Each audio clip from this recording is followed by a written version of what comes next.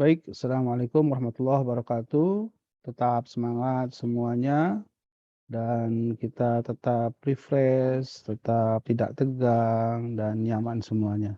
Baik, mari kita akan bincang-bincang mengenai bagaimanakah ketika soal, baik itu ada di penilaian tengah semester, penilaian akhir semester maupun ujian madrasah, itu bisa ditentukan benarkah soal tersebut, sesuaikah soal itu dengan kompetensi yang diharapkan, juga bagaimanakah rumusan bahasanya, bagaimanakah konstruksinya, maka guru ataupun sekolah dan madrasah itu bisa melakukan namanya validasi soal. Nah, di validasi inilah yang nanti akan menentukan melihat dari sisi apakah materi soal itu sudah benar, apakah konstruksinya juga sudah logis, juga bagaimanakah bahasa yang digunakan soal. Apakah bahasa itu sesuai tidak dengan perkembangan peserta didik kita. Nah baik, kalau kita lihat bagaimanakah prosesnya, kita akan lihat yang pertama, guru itu pasti dia harus menyusun kisi-kisi. Nah kisi-kisi inilah yang menjadi landasan di dalam arah menulis soal sesuai dengan mata pelajaran masing-masing gitu. Di kisi-kisi ini tentu guru-guru akan menentukan apa KD-nya, apa indikator pencapaian potensinya, apa indikator soalnya, bentuk soalnya, juga sampai nomor soal yang nanti direncanakan soal itu masuk nomor keberapa. Nah, kisi-kisi inilah nanti yang menjadi landasan guru untuk menyusun kartu soal. Nah, kartu soal ini menjadi kontrol nanti bagaimanakah hubungan pernyataan yang ada di kisi-kisi itu dinyatakan dalam bentuk kartu soal. Tentunya ini kartu soal ini kalaulah soalnya itu ada 30, tentunya kartu soalnya itu juga ada 30 soal. Dan kita juga paham bahwa soal dalam ujian tes tertulis itu bisa berbentuk PG, multiple choice, juga bisa berbentuk esai. Nah, ketika sudah kartu soal, barulah soal itu menjadi dasar untuk keaslian soal yang harus dijawab oleh siswa. Tetapi kita ingat, setelah proses soal ini dibuat di kartu soal, ini soal jangan dulu dibagikan kepada siswa, tetapi lebih baik itu diuji. Nah, salah satu uji itu adalah validasi soal. Nah, baik Bapak Ibu sekalian, di validasi soal ini ada 3 hal sebenarnya yang kita fokuskan. Pertama, bagaimanakah materinya pada soal tersebut, apapun mata pelajarannya. Yang kedua, bagaimana konstruksi soalnya, bangunan soalnya seperti apa, lalu bagaimanakah nanti bangunan-bangunan yang ada di soal itu sesuai dengan kompetensi atau tidak, sesuaikan dengan indikator. Yang ketiganya tentu ini berhubungan dengan bahasa. Nah, bahasa yang digunakan ini harus sesuai dengan arah KD, arah indikator, juga karakteristik peserta didik. Berarti soal yang digunakan, bahasa yang ada di SD tentu beda dengan level bahasa yang ada di SMP, SMA, maupun yang lainnya. Nah, bagaimanakah nanti validasi soal ini dilakukan? Di sini ada beberapa alternatif. Yang pertama, kepala sekolah atau madrasah itu membentuk tim khusus untuk melakukan validasi soal. Ini melibatkan guru-guru, kalau di situ ada guru-guru yang sudah dilatih menjadi penyusun soal di tingkat kabupaten, provinsi, maupun nasional, itu bisa kita berdayakan. Karena mereka berpengalaman di dalam memeriksa soal. Karena mereka dilatih bagaimanakah menyusun soal dengan baik, menyusun soal sesuai dengan harapan kompetensi, juga menyusun soal yang hari ini kita melibatkan tingkat berpikir tinggi atau disebut dengan higher order thinking skill yang di aspek HOTS ini yang kita kenal. Nah, disitulah nanti tim yang digunakan oleh sekolah atau madrasah itu yang menjadi tim untuk validasi soal. Atau alternatif yang kedua, kita ingat walaupun tidak ada batas tegas antara rumpun ilmu yang ada di sekolah, khususnya SMA, MA, lalu ada SMP, MTS, dan SDMI, tapi kita bisa mengenal bagaimanakah di kurikulum itu ada keterkaitan ilmu yang saling berhubungan. Itu kita bisa lihat misalkan saja beberapa teori yang ada di fisika tentu agak berhubungan dengan IPA yang lain, ataupun perhitungan di IPA itu juga berhubungan dengan matematika.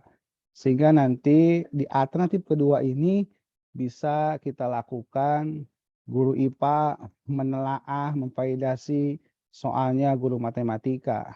Guru IPS karena ada konten yang hampir nyaris sama dengan PKN, bisa nanti memvalidasi guru IPS kepada guru PKN atau sebaliknya. Di rumpun bahasa juga, karena yang berbeda hanya penuturannya, baik bahasa Indonesia, bahasa Inggris, bahasa Arab, ataupun bahasa daerah di masing-masing provinsi, itu juga bisa saling memvalidasi soal. Ataupun dengan bentuk-bentuk yang lain hubungan antar ilmu yang ada pada mata pelajaran tersebut. Sehingga hal ini akan memberikan kita sebuah hal yang cukup bagus di dalam mengembangkan soal sesuai dengan konstruksi yang kita harapkan. Nah, baik hadirin sekalian, alternatif yang ketiga itu bisa melibatkan tim pakar. Jadi kalau di daerah Bapak Ibu masing-masing ada orang yang pakar di bidang penulisan soal, itu kita bisa melibatkan, ataupun kita bisa melibatkan supervisor atau pengawas sekolah atau madrasahnya untuk meneliti, memvalidasi soal sebelum soal dibagikan. Langkah selanjutnya, bagaimanakah kita akan bisa bertindak untuk melakukan validasi soal? Nah, ini bisa kita lakukan salah satunya dengan memberikan sebuah tabel ataupun tabulasi ataupun berbagai pernyataan yang sesuai dengan beberapa komponen penting dalam validasi soal tersebut. Nah, kita akan lihat contoh, akan saya contohkan bagaimanakah nanti sekolah atau madrasah melakukan validasi soal. Kita bisa membuat tabel seperti ini, teman-teman sekalian, Bapak Ibu guru. Misalkan ini kita untuk ujian madrasah ataupun penilaian akhir semester ataupun penilaian akhir tahun, itu kan kalau pengetahuan itu bisa berbentuk tes tertulis. Nah, kita lihat di sini contoh ada yang penelaahan butir soal bentuk pilihan ganda. Kita bisa di sini ada sebutkan nama sekolah madrasahnya, sebutkan mata pelajarannya, siapa guru penyusunnya, siapa penelaahnya. Ini ada aspek yang telaah, kita akan lihat di sini ada kolom nomor, ada kolom pernyataan aspek, juga ada kolom yang menyangkut jumlah soal. Ini kalau soalnya 40. Kalau soalnya lebih 40, ini Bapak Ibu bisa menambahkan di sini.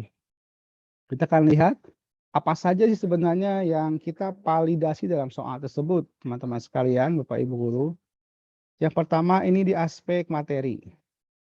Ini misalkan kita tetapkan di pola ini ada 8 indikator.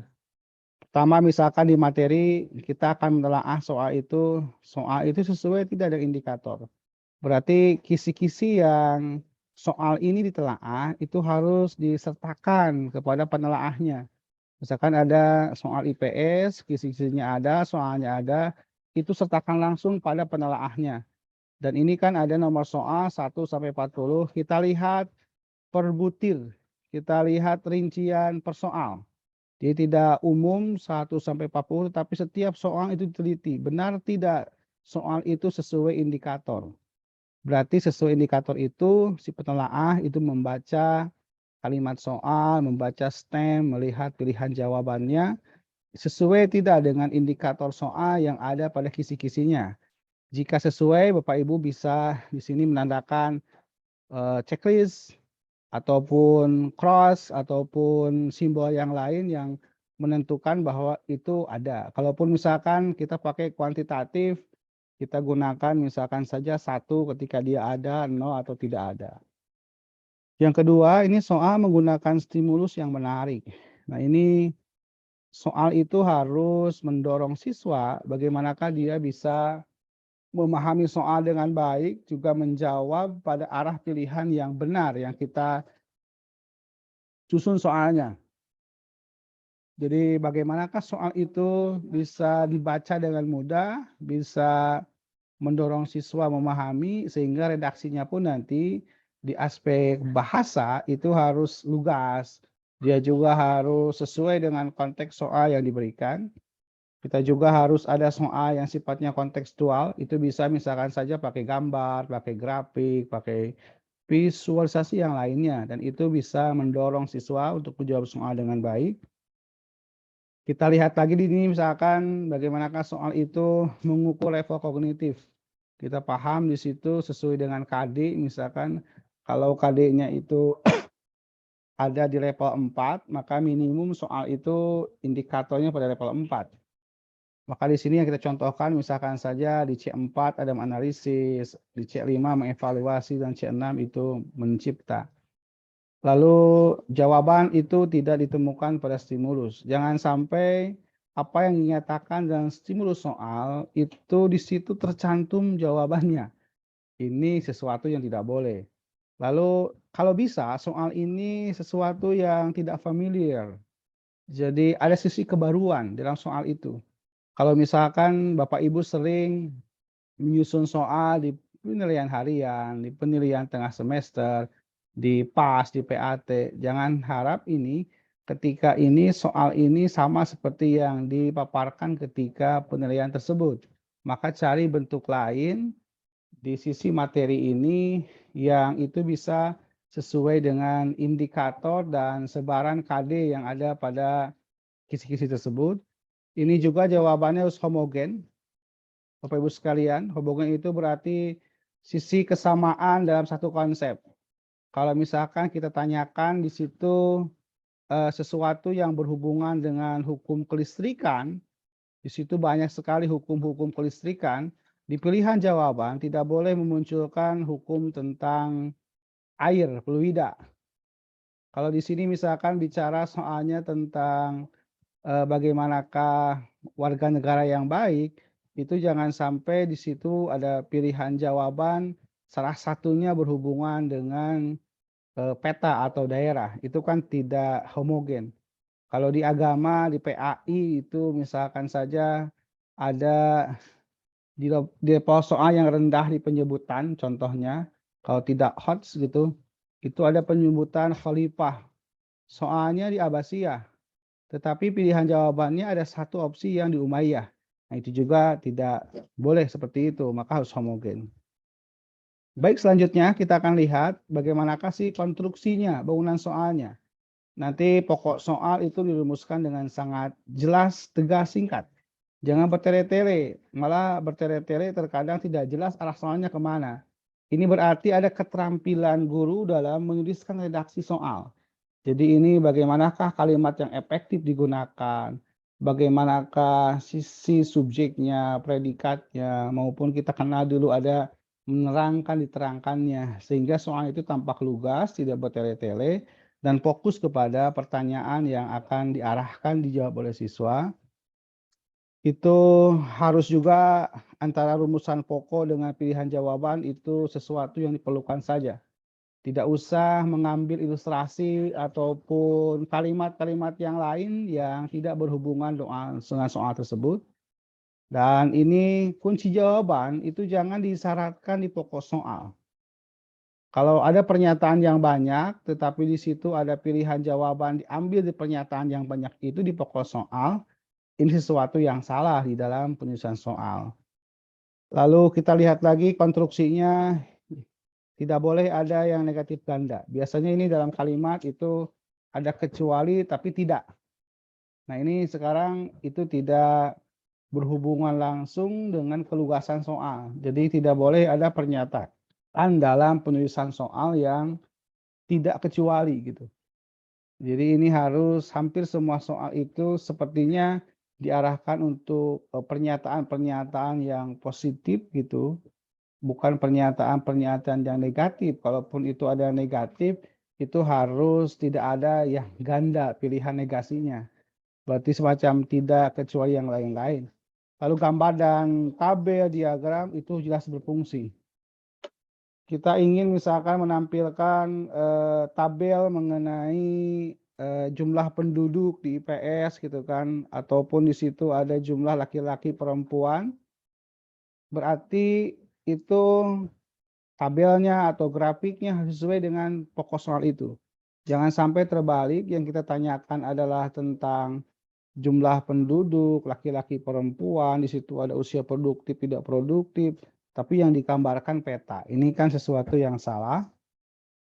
Kalaupun soal itu nanti Bapak Ibu sekalian ada sesuatu yang urut jawab berbentuk angka atau waktu, itu harus sesuai dengan besar kecilnya ataupun kronologisnya.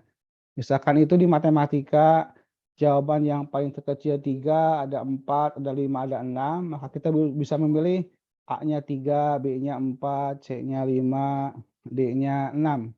Atau sebaliknya ke atas, A-nya 6, B-nya 5, C-nya 4, lalu D-nya 3.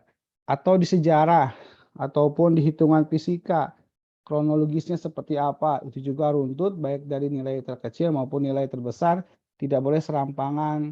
Misalkan tadi kita contohkan A-nya 6, B-nya 3, C-nya 5, D-nya 4. Itu kan tidak runtut. Dan Bapak Ibu sekalian, ini dikonstruksi mohon butir soal kita itu tidak tergantung pada jawaban soal sebelumnya. Ini jangan sampai memunculkan soal dan itu di indikatornya pada KD yang sama, tetapi pernyataan soalnya walaupun indikatornya berbeda, tapi sama di pernyataan soal. Nah, ini juga tidak boleh seperti itu.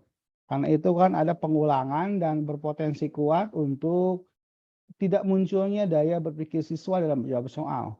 Dipastikan nanti urutan-urutan soal itu harus ada hubungan logis di antara KD ataupun kesesuai dengan setiap indikator pada nomor soal, sehingga tidak ada soal yang soal setelahnya itu juga kuat jawabannya ada di soal sebelumnya.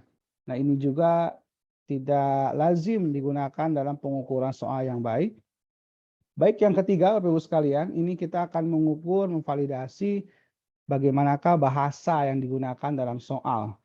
Tentu kalau bahasa Inggris, kita gunakan bahasa Inggris, yang di madrasah ada bahasa Arab, itu gunakan bahasa Arab. Kalau bahasa Indonesia sudah umum, ataupun nanti ada bahasa daerah, ada Sunda, ada Jawa, atau yang lain-lain, silakan gunakan bahasa sesuai dengan mapel maupun daerah itu. Nah, ini gunakan bahasa sesuai dengan kaidah bahasa Indonesia.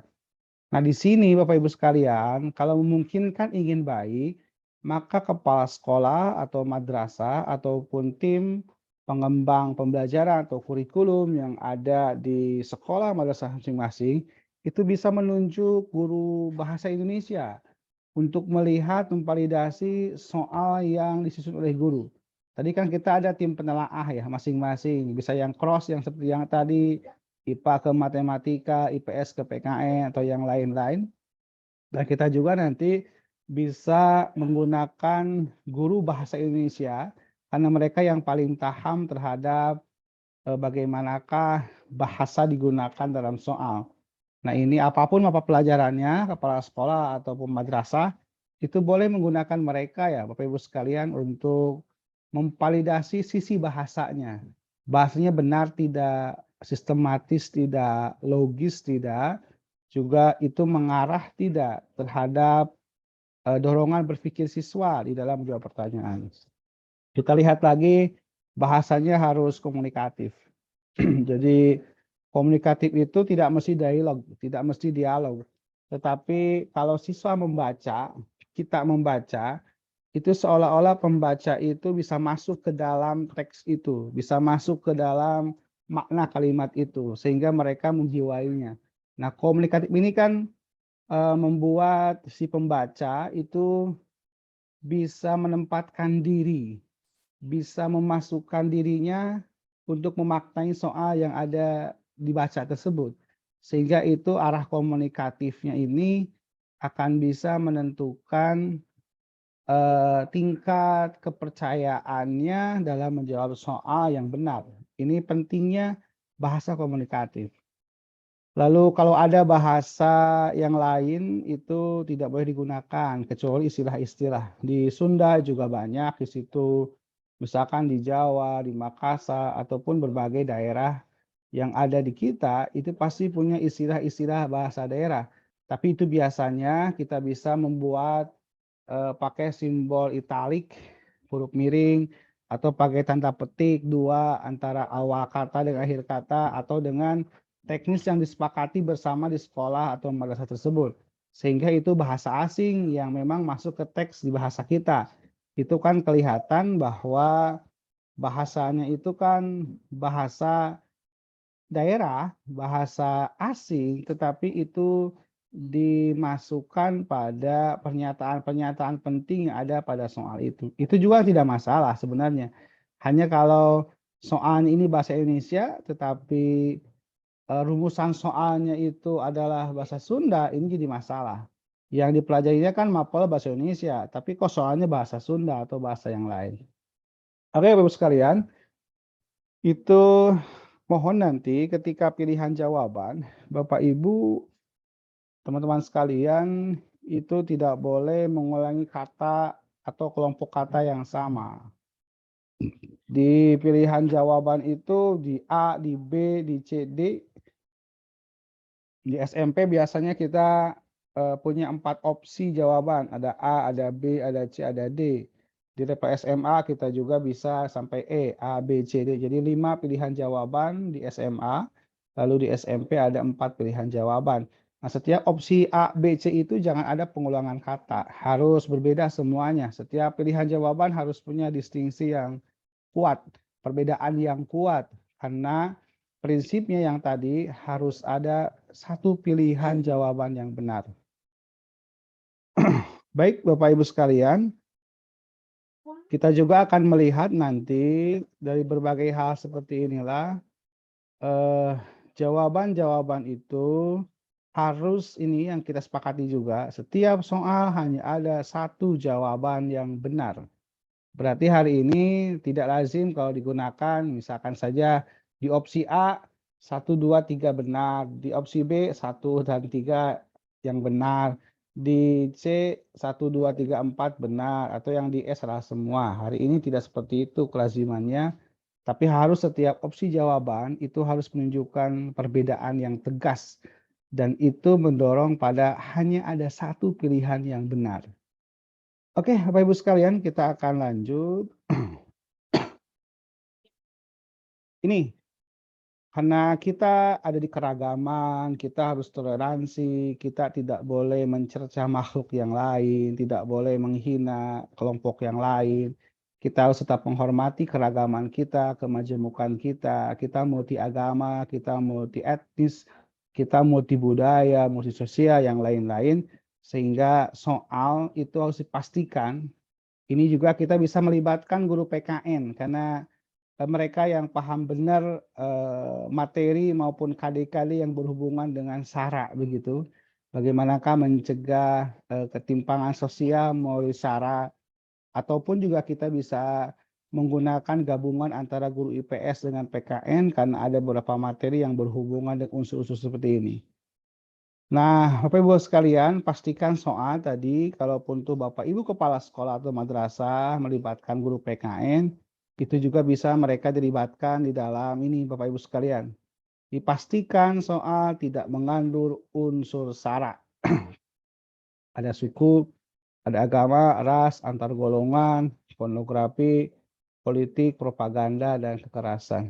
Jadi misalkan saja ada soal di mata pelajaran tertentu, di situ ingin jawaban kita di indikator kita ingin menanyakan sikapnya bagaimana, mengevaluasi terhadap kenyataan yang ada, tetapi yang ditampilkan gambarnya, mohon maaf, misalkan tawuran gitu, atau pembacokan atau yang lain-lain, maka itu tidak bisa digunakan dalam soal, karena soal itu tidak boleh ada unsur kekerasan.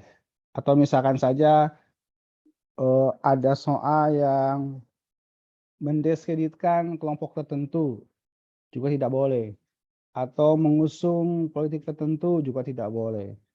Atau bahkan di situ karena kita multi budaya, multi ras, ada soal yang cenderung memarjinalkan ras tertentu, itu juga tidak boleh.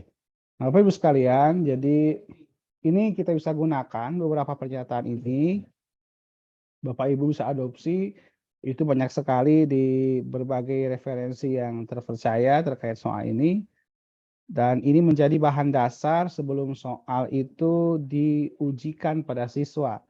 Jadi periksa dulu soal sebelum dibagikan pada siswa kita masing-masing, sehingga mutunya menjadi jelas.